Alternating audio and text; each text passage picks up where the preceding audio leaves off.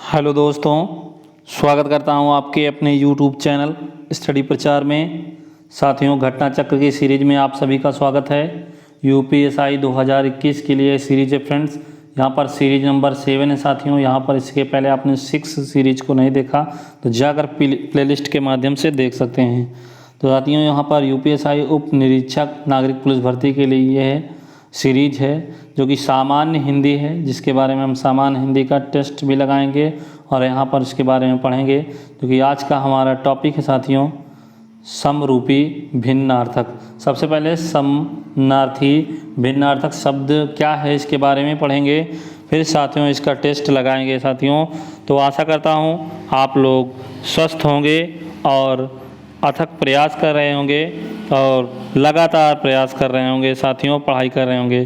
तो चलिए, तो हम टॉपिक को स्टार्ट करते हैं। यहाँ पर आप देख पा रहे होंगे टॉपिक आपके सामने है जो कि समानार्थी भिन्नार्थक है। सबसे पहले देखेंगे साथियों कि सामान्य हिंदी में ऐसे अनेक शब्द प्रयुक्त किए जाते हैं, ये तो आपको पता है। अनेक ऐसे शब्द प्रयुक्त किए जाते हैं जिनके मात्रा, वर्ण इत्यादि में थोड़ा सा परिवर्तन कर देने पर क्या होता है, अर्थ में भिन्नता आ जाती है। ठीक है, अब भिन्नता आ जाती है तो इस थोड़े परिवर्तन में अर्थ क्या होता है, बदल जाता है।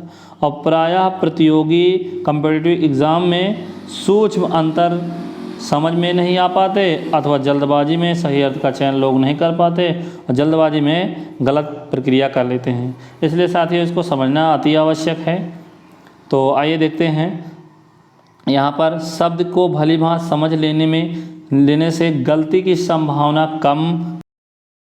उच्चारण के समय ऐसे शब्द प्रायः एक दूसरे के समान ध्वनि उच्चारित करते हैं, यानी कि समान ध्वनि बोलने में एक जैसे लगते हैं, लेकिन शब्दों में भिन्नता होती है, अलग अलग होते हैं शब्द।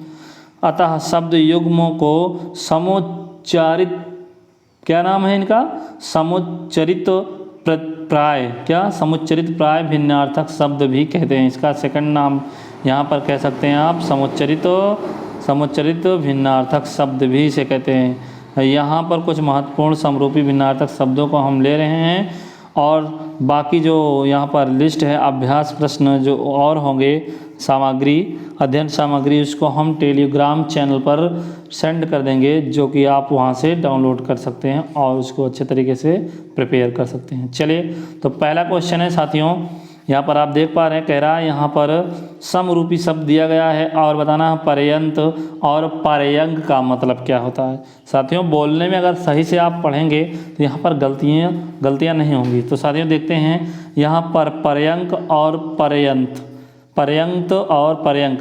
तो साथियों यहाँ पर्यंत का मतलब है जीवन पर्यंत, यानी कि पर्यंत का मतलब क्या होता है, तो पर्यंत का मतलब क्या होता है, जीवन तक, यानी कि तक होता है साथियों, क्या होता है, तक। और पर्यंक क्या मतलब क्या होता है, पर्यंक का मतलब क्या होता है, तो साथियों पर्यंक का मतलब होता है पलंग।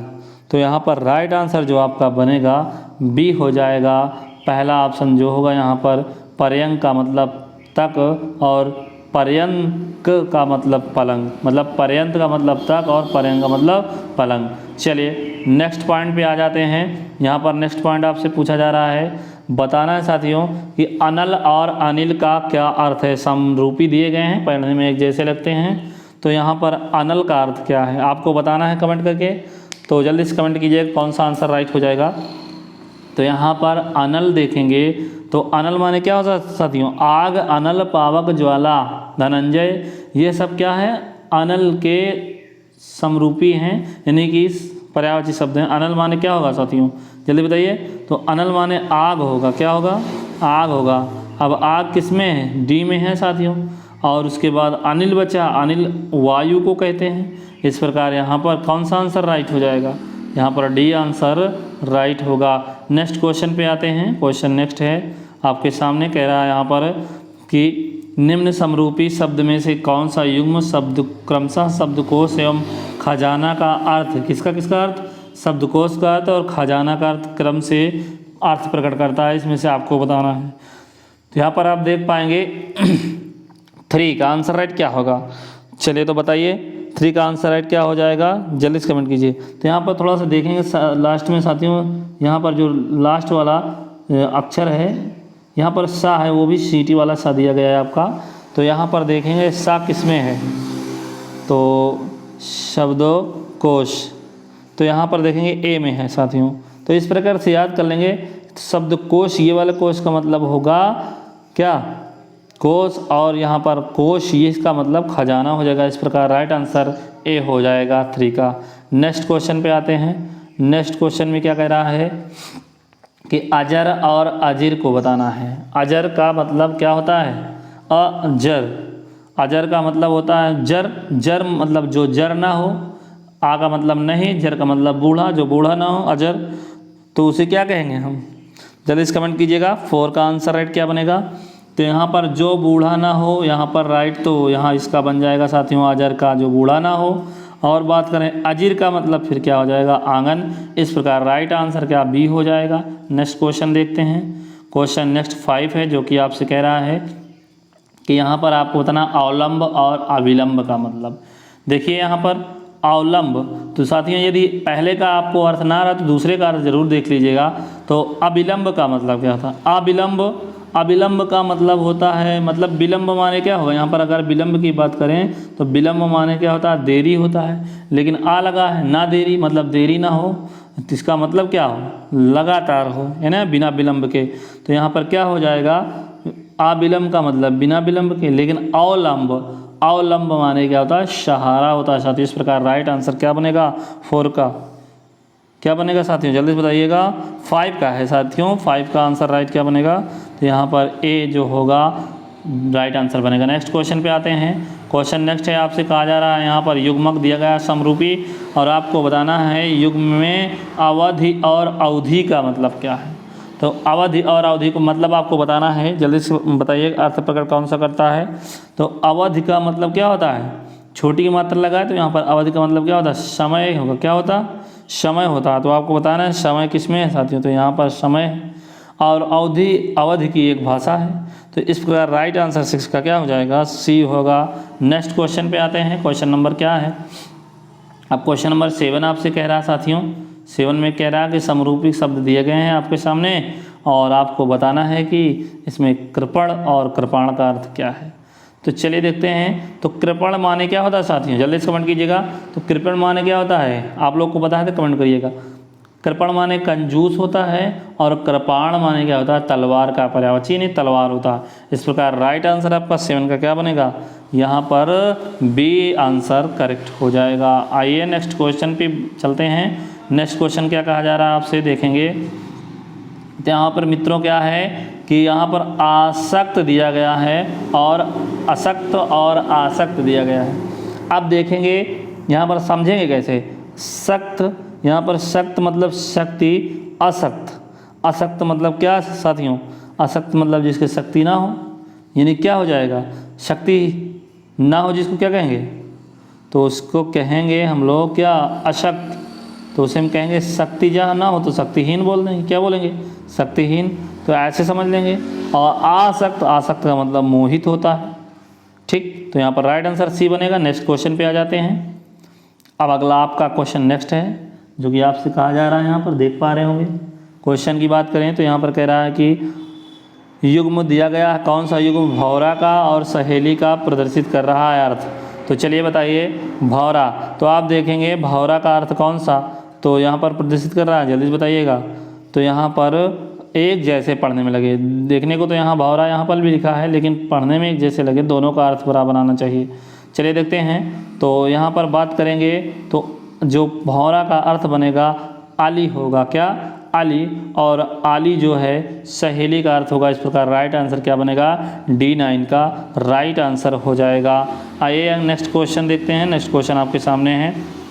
अब आपसे क्या कह रहा है कि यहाँ पर दिया गया है 2 शब्द है, और दोनों शब्दों को आपको बताना है युग्मक को कि कौन सा अपेक्षा और उपेक्षा का अर्थ है। तो उपेक्षा का अर्थ क्या होता है, किसी से उपेक्षा करना, क्या करना, आशा करना। तो साथियों जल्दी से कमेंट कीजिएगा, इसका राइट आंसर क्या बनेगा। उपेक्षा मतलब क्या होता है, अनादर हो जाए, क्या, जिसका कोई आदर ना करे, यानी कि उपेक्षा। उपेक्षा यहाँ पर देखेंगे तो अनादर हो जाएगा, क्या अनादर। और अपेक्षा क्या होता है, किसी को तुलना करना, क्या तुलना करना। इस प्रकार 10 का राइट आंसर बनेगा बी, राइट आंसर हो जाएगा।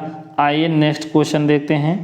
नेक्स्ट क्वेश्चन दोस्तों आपसे क्या कह रहा है यहाँ पर, देखेंगे उद्दत और उद्धत का क्या अर्थ है। तो उद्दत क्या अर्थ है बताइए, आप लोग कमेंट करके बताइए जल्दी से क्या राइट आंसर होगा। तो उद्दत का जो यहाँ पर उद्दत है, पढ़ेंगे सही से तो उद्दत माने तैयार होता है, और उद्धत आदमी यानी कि उद्दंड हो जाएगा। इस राइट आंसर 11 का ए होगा। नेक्स्ट क्वेश्चन पे आते हैं। यहाँ पर क्वेश्चन है आपसे कि कुल और कुल का अर्थ बताना है। देखिए यहाँ पर एक जैसे हैं, लेकिन देखेंगे कुल का मतलब संपूर्ण भी होता है, कुल का मतलब वंश भी होता है। देखेंगे यहाँ पर कौन सा दिया गया है, तो कुल का मतलब क्या होता है। तो कुल का मतलब आपको जल्दी से कमेंट करके बताना है कौन सा राइट आंसर बनेगा। और कुल का मतलब परिवार वंश भी होता है। तो दूसरे का अर्थ देखें, कुल माने किनारा। तो साथ ही यहाँ पर राइट आंसर क्या बने, कुल माने परिवार होता है, हमारा कुल है ना। तो यहाँ पर कुल का क्या अर्थ होगा, किनारा हो जाएगा। इस प्रकार राइट आंसर सी हो जाएगा 12 का। आइए अगले क्वेश्चन की बात करें। तो अगला क्वेश्चन यहाँ क्या कह रहा है, आप देखेंगे तो यहाँ पर क्वेश्चन नंबर क्या है, 13 है। अब 13 क्या कह रहा है कि समरूपी दिया गया है नीरज और नीरद।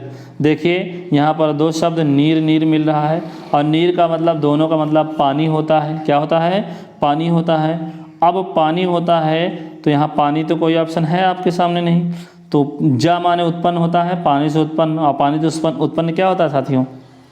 तो यहाँ पर पानी से उत्पन्न क्या होता है, कमल होता है। तो देखिए कमल दिया गया है, यहाँ पर देखेंगे तो पानी से उत्पन्न कमल होता है। और नीर माने पी पानी होता है, दा माने देने वाला। तो पानी को देने वाला कौन होता है, बादल होता है। इस प्रकार राइट आंसर क्या होगा, बी हो जाएगा। आइए अगले क्वेश्चन की बात करें। तो अगला क्वेश्चन मित्रों क्या है कि अब दीन और दिन कह रहा है। दीन, अब दीन का मतलब क्या होता है साथियों, जल्दी से कमेंट कीजिएगा। दीन, तो दीन का आशय यह है कि क्या होता है, यहाँ पर दीन का अर्थ हो जाएगा गरीब, और दिन फिर हो जाएगा दिवस। इस प्रकार राइट आंसर बनेगा आपका ए। आइए आप लोग कमेंट में जल्दी कमेंट करते हुए चलेगा साथियों, स्पीडली पढ़ेंगे और कमेंट स्पीडली करेंगे। तो समरूपी शब्द दिया गया है, निशाचर है और निशाकर है। देखिए निशा दोनों तरफ दिया गया है, निशाचर और निशाकर। तो आपको बताना है निशाचर किसे कहते हैं और निशाकर किसे कहते हैं। जल्दी से कमेंट कीजिएगा 15 का राइट आंसर। तो निशाचर का अर्थ मित्रों हो जाएगा राक्षस, और निशाकर का अर्थ हो जाएगा चंद्रमा। यहाँ पर राइट आंसर आपका बनेगा सी। चलिए अगले क्वेश्चन की बात करें। तो यहाँ पर दिया जा रहा है कि तुरंग और तरंग का मतलब बताना है आपको, क्या होगा। जल्दी से कमेंट कीजिए यदि आपको इसका आंसर पता है, तो कमेंट बॉक्स में साथियों कमेंट करते हुए चलिएगा। चलिए तो देखते हैं यहाँ पर जो दिया गया है तुरंग, उसका अर्थ क्या होगा साथियों। तो उसका अर्थ क्या होता है, तो उसका अर्थ होता है साथियों घोड़ा होता है, अश्व होता है, क्या अश्व। और तरंग का अर्थ क्या होता है, लहर होता है, उर्मी। क्या होता है, उर्मी होता है, लहर। इस प्रकार राइट आंसर बनेगा आपका ए। तो साथियों किरण का उस लहर का बीच भी होता है। चलिए आइए हम यहाँ पर देखते हैं नेक्स्ट क्वेश्चन। नेक्स्ट क्वेश्चन में अब आपसे क्या कहा जा रहा है, कह रहा है यहाँ पर देखेंगे, यहाँ पर 17 क्वेश्चन नंबर कह रहा कि निधन और निर्धन का अर्थ। तो निधन तो आपको पता ही है, मृत्यु को बोलते हैं। किसको, मृत्यु को बोलते हैं। 17 है, राइट आंसर आपको बताना है। तो यहाँ पर मृत्यु का अर्थ हो जाएगा, यहाँ पर देखेंगे निधन का तो मृत्यु, और निर्धन को गरीब कहते हैं। इस प्रकार राइट आंसर सी बनेगा। नेक्स्ट क्वेश्चन देखते हैं। तो साथियों यहाँ बात करें तो 18 है। 18 समरूपी शब्द चरम और चर्म बताना है। ठीक, तो चरम और चर्म यदि आपको पहला नहीं पता तो दूसरा देख सकते हैं। चर्म का मतलब क्या होता है, चर्म का मतलब क्या होता है साथियों, तो चर्म मतलब चमड़ा होता है। यहाँ पर और किसी ऑप्शन में चमड़ा नहीं है। और चरम का क्या मतलब होता है, तो आपको बताना है। तो चरम का अंतिम होता है, क्या अंतिम। इस प्रकार आपका राइट आंसर 18 का सी बनेगा। चलिए नेक्स्ट क्वेश्चन पे आ जाते हैं। क्वेश्चन नेक्स्ट है, अब आपसे क्या कह रहा है कि आपको बताना है अपकार और उपकार का अर्थ क्या है। तो अपकार, देखिए यहाँ पर अप लगा है, अप उपसर्ग है, आप देख पा रहे होंगे, जिसका मतलब बुरा होता है, और उप लगा है, उपसर्ग देख पा रहे होंगे। तो यहाँ पर देखेंगे तो अपकार का मतलब क्या होता है, जल्दी से कमेंट कीजिएगा 19 का आंसर राइट क्या होगा। तो अपकार का मतलब होता है क्या, बुराई, और उपकार का भलाई। इस प्रकार राइट आंसर यहाँ पर बनेगा बी। आइए नेक्स्ट क्वेश्चन देखते हैं। यहाँ पर परिमाण और परिणाम दिया गया है। क्या साथियों, परिणाम। यदि आपको परिमाण का नहीं पता तो आप परिणाम का देख सकते हैं। परिणाम का मतलब क्या होता है, क्या परिणाम निकला, नतीजा होता है, क्या, नतीजा। और परिमाण का मतलब नाप तौल की चीज़ें। अब बात करें तो यहाँ पर राइट आंसर बनेगा सी। आइए हम नेक्स्ट क्वेश्चन को देखते हैं। नेक्स्ट क्वेश्चन, तो साथियों यहाँ पर क्वेश्चन के इतने ही लिए गए थे, जो कि घटना चक्र सीरीज में इतने ही क्वेश्चन थे। अब आपको क्या करना है, यह जो अध्ययन सामग्री है साथियों, इसको आप PDF के माध्यम से डाउनलोड कर लीजिएगा, और इसके हम डिस्क्रिप्शन लिंक में आपको इसका PDF जो है लिंक प्रोवाइड करवा देंगे टेलीग्राम का, वहाँ से आप डाउनलोड कर सकते हैं। और भी मटेरियल यहाँ पर सेंड किए जाते हैं। चलिए, तो जय हिंद, जय भारत, वंदे मातरम साथियों।